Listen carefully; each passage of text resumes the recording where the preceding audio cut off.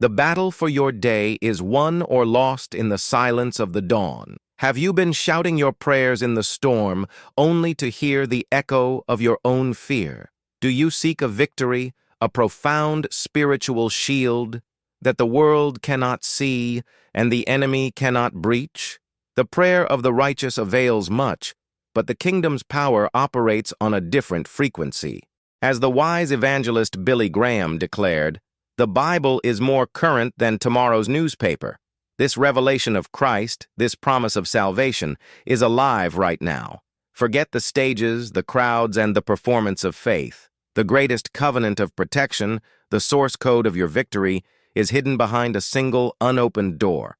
Why do you feel so exposed? Why does the noise of the world, the ceaseless chatter of anxiety, doubt, and obligation seem to penetrate every defense you erect? You recite the scriptures, you attend the gatherings, you declare your faith, yet you walk into the battlefield of your day feeling spiritually naked, your soul pierced by the arrows of exhaustion, stress, and inadequacy. You feel the weight of expectation and the sting of condemnation. You wonder, where is the protection he promised? Where is the shield that guarantees victory? What if I told you the shield is not missing, but that you have been looking for it in all the wrong places? We have been conditioned to believe that spiritual power is a public spectacle. We mistake the volume of our worship for the depth of our connection. We confuse the activity of our service with the intimacy of our relationship. We stand on the street corners of our lives, broadcasting our piety, hoping the world will see and validate our faith. And Jesus, looking across the span of time, looks directly at your heart and offers a different path, a path not of performance, but of presence. The path to the shield you crave does not begin with a shout to the masses. It begins with a whisper in the stillness. It begins where Matthew 6:6 commands us. But you, when you pray, go into your inner room. This inner room, the Greek word is tamion, is not merely a closet or a physical space.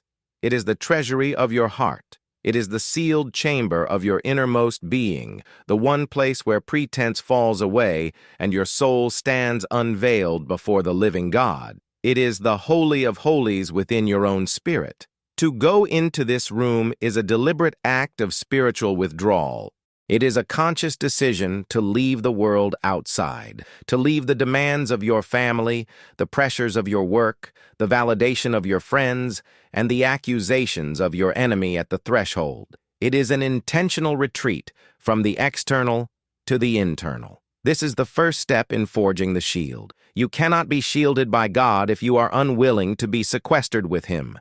You cannot win the victory if you refuse to receive the strategy in the war room. We are a people addicted to noise, terrified of silence, because in the silence, we must confront what is truly in our hearts.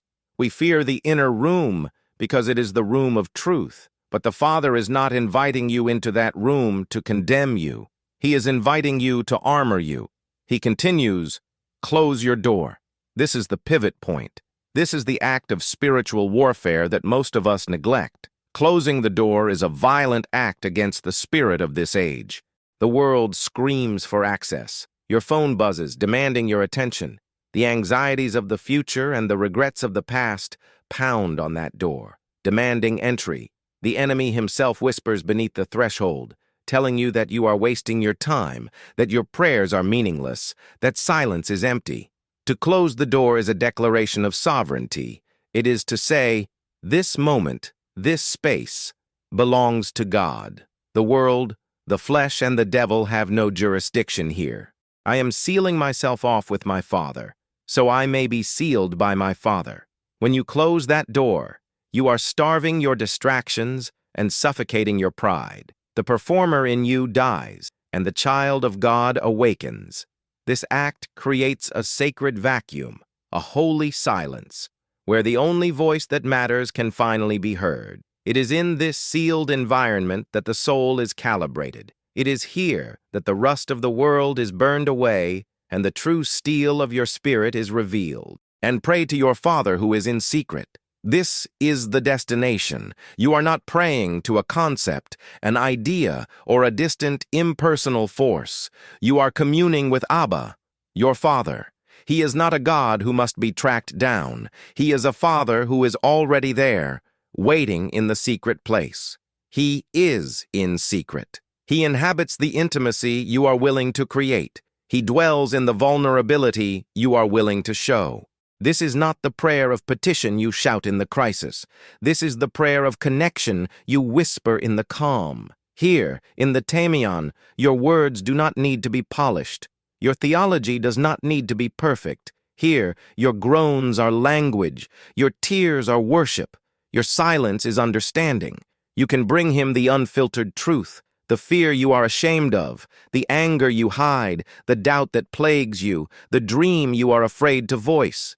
He is the Father who sees the real you, the you behind the mask, and loves you more, not less. This secret prayer is the forge. Every moment spent here, in this honest, hidden communion, is another layer of divine protection being welded onto your soul. This is the morning prayer that builds the shield. Feel this truth sealing your soul. Power isn't in the show, it's in the secret. If you're ready to stop acting and start winning, if you're ready to enter the inner room and be truly shielded, write this decree in the comments below as a prophetic seal over your day.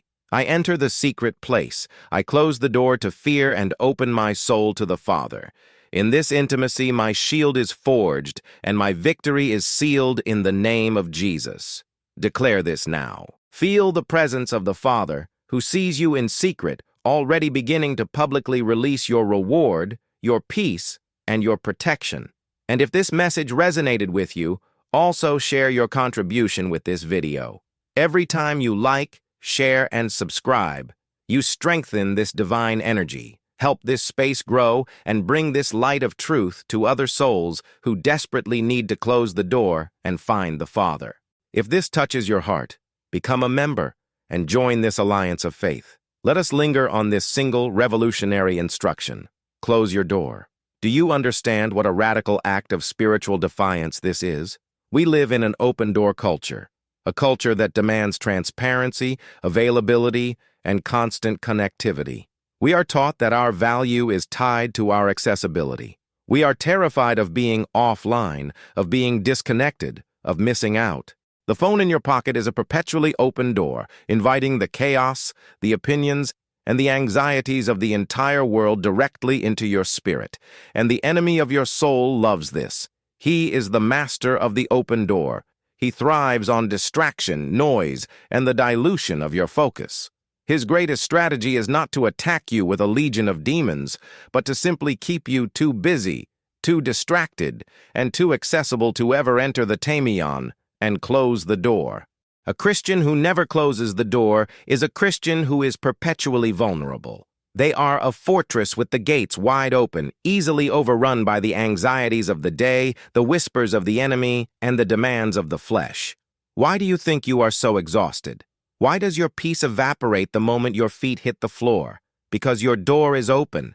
When Jesus commands you to close the door, he is handing you the key to your own spiritual defense. This act is the first line of defense. It is the declaration that you control the access point to your soul, not the world. What does this closing truly look like in the morning? It means the phone stays off. It means the television stays dark. It means the demands of the household, the panic of the deadline, and the arguments of yesterday must wait outside. It is a holy boundary. It is you, standing at the threshold of your own heart, acting as the guardian of your peace. It is saying, "No, not yet. The first audience of my day belongs to the King. The first voice I will hear is the voice of my Father." This is not an act of passivity. It is an act of profound, aggressive spiritual warfare. It is the stillness of Elijah in the cave, waiting past the wind, the earthquake, and the fire, refusing to move until the still, small voice of God arrives. You are choosing the sacred whisper over the world's scream. Are you brave enough to do this? Are you brave enough to disappoint the world for 5 minutes in order to be armored by God for 24 hours? This act of closing the door initiates a profound internal shift. It is the signal to your own soul that it is time to be still. Your mind, so accustomed to racing, begins to decelerate. The frantic energy of the fight or flight response, which the world keeps you trapped in, begins to subside. The adrenaline of anxiety gives way to the presence of peace. In this quiet, sealed space, the illusions begin to dissolve. The giants you were terrified of last night suddenly seem smaller in the presence of the Almighty. The problems that seemed insurmountable are cast in the light of eternal perspective. This is what the closed door does. It recalibrates your perspective. It starves your fears and feeds your faith. The enemy loses his grip when he loses his audience. Your anxiety cannot breathe in the atmosphere of the Tamion. Your pride cannot survive in the humility of the secret place. This is the shielding of the soul. It is not an external armor being placed upon you. It is an internal strength being drawn out of you by the presence of God. You are remembering who you are. You are remembering whose you are. The victory is guaranteed because, in that closed room, you are surrendering your battle to the one who has never known defeat. The passage does not say, pray to God who is in secret. It says, pray to your Father. This is the key that unlocks the very heart of the kingdom. The entire revolution of the gospel, the power of the blood of Christ, is contained in that single word, Father. You are not entering the chamber of a cosmic judge, a distant king, or an angry deity whom you must appease. You are not an orphan begging at the gates. Through the covenant of the cross, you have been given the spirit of adoption, crying, Abba, Father. You are a child, walking into the private chambers of your Father who has been waiting for you. This revelation must shatter your concept of prayer. Your morning prayer is not a duty you perform to earn His protection. It is a meeting you attend to receive His affection, from which protection flows. He is in secret. He is not a God who visits the secret place. He dwells there. He inhabits the intimacy you create. He is waiting for you there every morning. He is not tapping his foot, impatient with your failures. He is leaning forward, eager to hear your voice, eager to see your face. This changes everything. If you are praying to a Father, you can stop performing. You can stop using eloquent words and these and thous that are not your own. You can stop pretending to be stronger or more faithful than you are. The Father already knows. He doesn't just know what you've done. He knows why you did it. He knows the scar tissue on your heart that made you react in fear. He knows the exhaustion that made you weak. He knows the hidden shame you've never spoken aloud to anyone. And He waits in the secret place, not with a rod of judgment, but with a robe of grace. In the Tamion, you can be utterly, painfully honest. You can say, Father, I am afraid. I am angry. I am lost. I don't know how to fix this. This honesty, this vulnerability, is the highest form of worship. It is the offering of your true self, and it is in this moment of authentic connection that the shield is forged. When you hide your weakness, the enemy uses it as a target. When you confess your weakness to the Father in the secret place, He covers it with His strength, and it becomes impenetrable. This is the prayer that guarantees victory. Why? Because the victory is not won by your strength, but by His. The secret place is where you execute the great exchange. You bring Him your weakness. He gives you His strength. You bring Him your anxiety. He gives you His peace. You bring Him your confusion. He gives you His wisdom. You bring Him your broken pieces. He gives you His wholeness. You walk into that inner room burdened, heavy, and exposed. You walk out light, free, and shielded. The victory is guaranteed because the battle is no longer yours. You have handed the strategy, the weapons, and the outcome over to the Lord of hosts. The morning prayer in the secret place is not you preparing for battle. It is you reporting to your commander, who has already secured the perimeter. Your job is simply to show up, close the door, and be honest. His job is to do the rest. Are you allowing this divine exchange to happen? Or are you still trying to fight the battle on your own, standing outside the closed door? The scripture deepens. Your Father who sees in secret. This is perhaps the most terrifying and simultaneously the most comforting phrase in all of Scripture. We are accustomed to a God who hears our prayers. We launch our words into the cosmos, hoping they are received. But Jesus reveals a different dynamic. Your Father sees. He does not just hear your words. He sees the posture of your heart. He sees the motive behind the request. He sees the silent tears you choked back in the car. He sees the groanings of your spirit that are too deep to be articulated. He sees the flicker of hope you are afraid to nurture. He sees the hidden wound from your childhood that is still dictating your decisions. In the Tamion, nothing is hidden. This is why the hypocrite, Matthew 6:5, hates the inner room. The hypocrite prays to be seen by men because men can only see the performance. The hypocrite avoids the inner room at all costs because the Father sees the heart. This seeing is the mechanism of your shielding. For the one who comes in humility, the seeing of the Father is not judgment. It is diagnosis. He sees the crack in your spiritual armor before the enemy does. He sees the hairline fracture in your faith, and in that secret place, he begins to seal it. He sees the root of bitterness before it produces poison, and he begins to heal it. He sees the temptation that is waiting for you at noon, and he begins to armor you for it at dawn. His seeing is preventative. His seeing is protective. When you willingly expose your true self to his loving gaze in the secret place, you are giving him permission to heal, to mend, and to fortify you from the inside out. The world can only attack what it sees, but when your strength comes from the unseen God, you are operating from a source the world cannot touch. You are shielded by a power that is invisible, internal, and invincible. This is the confidence that guarantees victory. You can walk into any situation, any meeting, any conflict, knowing that you have already been seen by God, affirmed by God, and armed by God. What then is the impact of this seeing? It eradicates the need for human validation. The core human anxiety is the fear of being truly known and then rejected. We spend our lives hiding, performing, and managing our image. But when you have been fully seen by the Creator of the universe in your most broken state, and his response was not rejection but a deeper embrace of grace, the opinions of men become utterly irrelevant. The open reward, which we will touch on next, begins here. The praise of men feels hollow, and the criticism of men loses its sting. Why? Because you have already been seen by the only audience that matters. Your soul is shielded from the highs of praise and the lows of criticism, because it is anchored in the unchangeable gaze of your Father. This is freedom. This is the victory. The battle for your identity is over, and it was won in the secret place. Do you believe this? Are you willing to be seen by him so you can stop needing to be seen by them? Now we arrive at the promise, the result of the secret life. And your Father who sees in secret will reward you openly, or will recompense you.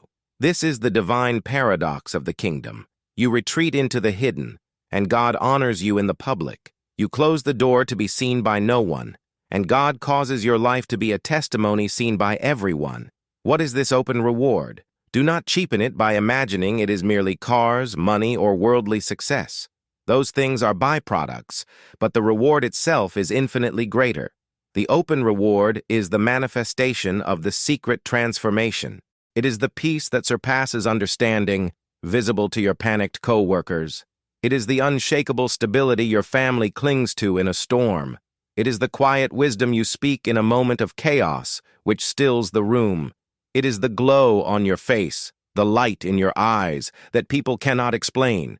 The glow of Moses coming down the mountain, radiating a glory he was not even aware of. The open reward is the shield itself, now visible in its effects. It is the life that guarantees victory. This does not mean the absence of battles. Do not misunderstand this. Jesus, who lived in the secret place, was led into the wilderness to be tempted. The reward is not the absence of the storm. It is the ark in the midst of the storm.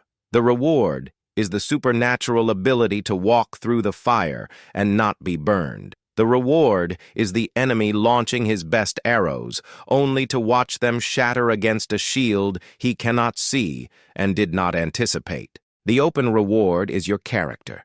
It is the integrity that holds firm under pressure. It is the compassion that flows from a heart that is full. It is the authority you carry, an authority that does not come from a title or a position, but from a profound, secret alignment with the King of Kings.